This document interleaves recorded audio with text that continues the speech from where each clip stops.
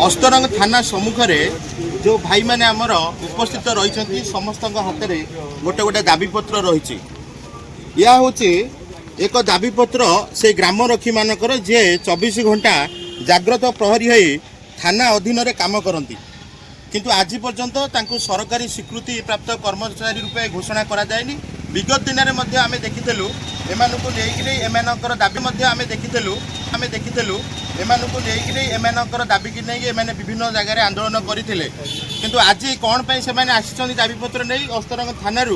एमाने बाहर वीडियो पाखे दाबीपत्र देते कौन से घटना विषय आलोचना करवा निखिल उत्कल ग्रामरक्षी संघ ओडिशा अस्तरंग शाखा तरफ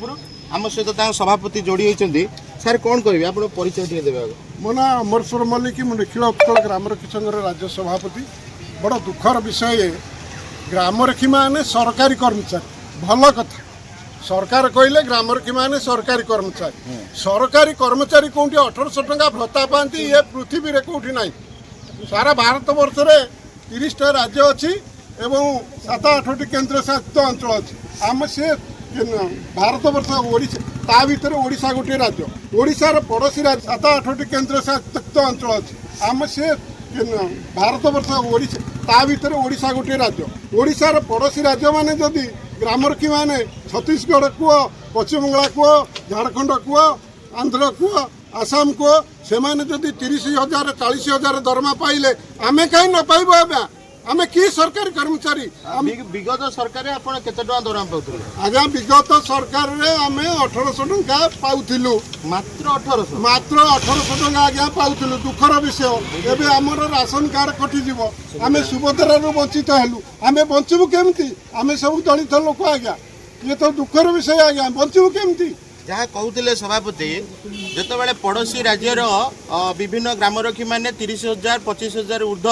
सरकार भत्ता पाँच विभिन्न सहायता पाँच किंतु ओडिशार ग्रामरक्षी मैंने केते ग्रामरक्षी 18,000 ऊर्ध्व ग्रामरक्षी परिवार रही जो मैंने आज पर्यंत दलित और निष्पेषित हिसाब से चली आसुँच 1800 टंका भत्ता पाउथिले किंतु चलित जो सरकार वर्तमान जो सरकार आसछन्ती ये सरकार जो नुआ गाइडलाइन नुआ सिस्टम आसी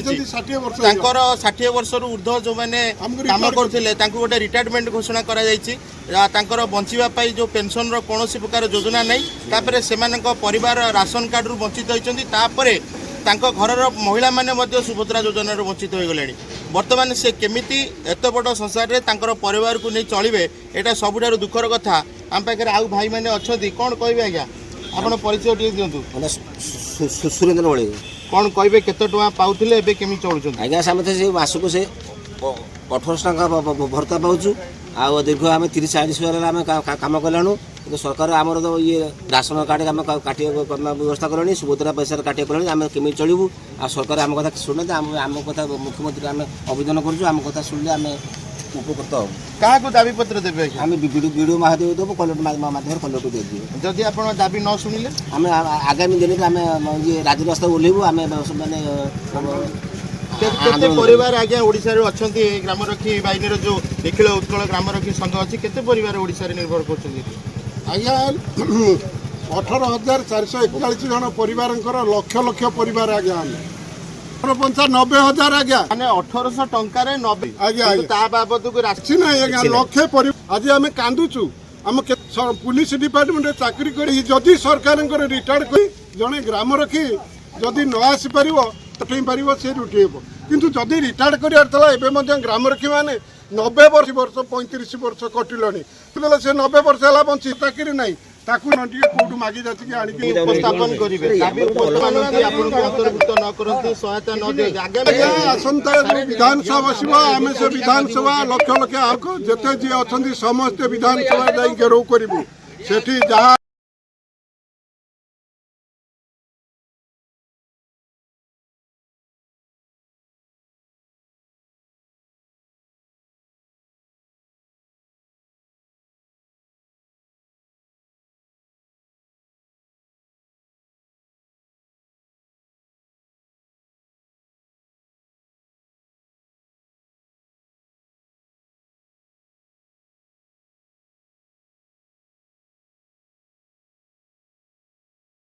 अस्तरंग थाना रे एकत्रित होगा पर वर्तमान आसी ଅସ୍ତରଙ୍ଗ ମଣ୍ଡଳ ଉନ୍ନୟନ ଅଧିକାରୀଙ୍କ କାର୍ଯ୍ୟାଳୟ ସମ୍ମୁଖରେ ପହଞ୍ଚିଥିଲେ। ତାପରେ ମଣ୍ଡଳ ଉନ୍ନୟନ ଅଧିକାରୀ ଏଠି ଅନୁପସ୍ଥିତ ଥିବାରୁ ତାଙ୍କ କାର୍ଯ୍ୟାଳୟରେ ଦାବିପତ୍ର ମଧ୍ୟ ପ୍ରଦାନ କରିଛନ୍ତି ଗୃହରକ୍ଷୀ ମହାସଂଘ। ସେମାନଙ୍କର ଦାବି ତୁରନ୍ତ ସରକାର ତାଙ୍କର ଦାବିକି ଗ୍ରହଣ କରନ୍ତୁ ଏବଂ ତା ସହିତ ସେମାନଙ୍କ ଯେଉଁ ନ୍ୟାଯ୍ୟ ଦାବି ରହିଛି ତାଙ୍କର ଯେଉଁ 1800 ଟଙ୍କା ପୂର୍ବତନ ସରକାରଙ୍କ ସମୟରୁ ଯେଉଁ ଭତ୍ତା ବାବଦରେ କି ଦରମା ବାବଦରେ ରହିଥିଲା ତାକୁ ତା ବ୍ୟତୀତ ତାଙ୍କୁ ସୁଭଦ୍ରା ଯୋଜନା ଏବଂ ରାସନ କାର୍ଡ଼ରେ ଅନ୍ତର୍ଭୁକ୍ତ କରାଯାଉ। ଅନ୍ୟ ରାଜ୍ୟ ଭଳି ଇଏ ଗୃହରକ୍ଷୀମାନଙ୍କୁ ସର୍ବନିମ୍ନ ମାନ୍ୟତା 25ରୁ 30 ହଜାର ଟଙ୍କା ସହାୟତା ପ୍ରଦାନ କରାଯାଉ। ଏହାକୁ ଆଗାମୀ ଦିନରେ ସରକାର ମାନୁଛନ୍ତି କି ନାହିଁ କି ଆଙ୍କର ଆଜିର ଯେଉଁ ବ୍ଲକ ସ୍ତରୀୟ ଆନ୍ଦୋଳନ ରାଜ୍ୟସ୍ତରୀୟ ଆନ୍ଦୋଳନରେ ପରିବର୍ତ୍ତନ ହେବ କି ସରକାର ଆଙ୍କ କଥାକୁ ଚୂଡ଼ାନ୍ତ ପର୍ଯ୍ୟାୟରେ ଆଲୋଚନା କରିକି ଏହାର ଏକ ସମାଧାନ ବାଟ ଫିଟାଇବେ କି ନାହିଁ ତାହା ହିଁ ଅପେକ୍ଷା। ଅସ୍ତରଙ୍ଗ ବ୍ଲକରୁ ଆର୍ଯ୍ୟ ବିଶ୍ୱାଳଙ୍କ ରିପୋର୍ଟର୍ସ ଟୁଡେ।